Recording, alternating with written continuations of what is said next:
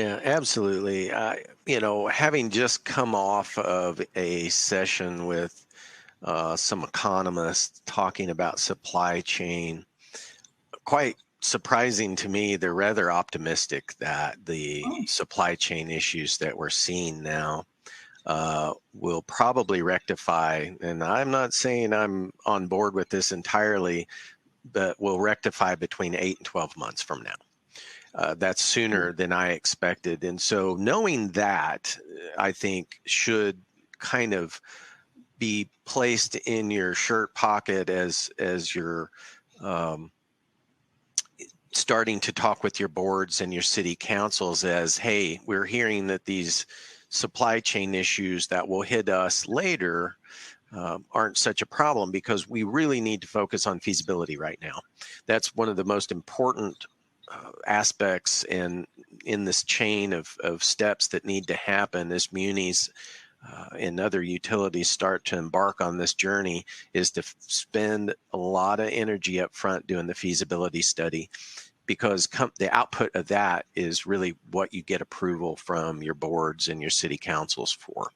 In doing that, I think there's some lessons learned that all of us need to be reminded of, and that's to address your infrastructure and your right-of-way access, and do not um, do that with a light touch. Go very deep dive on your right-of-way and prepare yourself for make-ready expenses. And coming out of that, it's to remind everyone, don't just look at your poles, look at mid-span clearances, because over the years, everything's stretched a little bit. Other comms have come in and maybe they've got some sag where we wouldn't expect it to be.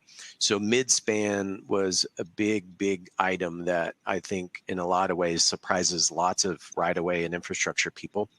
yeah. You touched on it a little bit, Janice, is the staffing component of this. And I'm talking specifically of your in-house staff, because even though you may partner with a construction GC, a general contractor, or a consulting firm that manages the project like we did here as construction managers, you need to be building your team up and they need to be educating themselves on the network that's in construction, how to maintain it, what the issues are.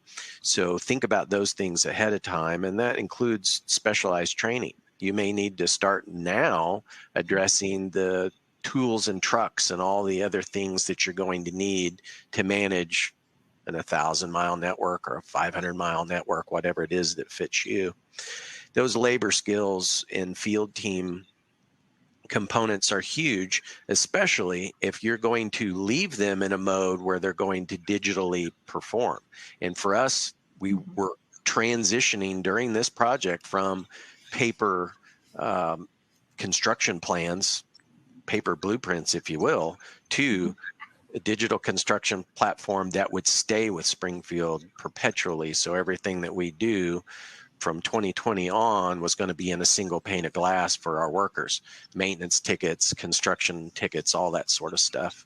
So those things you need to think about, because not everybody is ready for that. They're used to a tool belt, pulling out a piece of paper and doing what they do. Well, now tool belt, iPad or tablet of some sort, and then continuing to perform.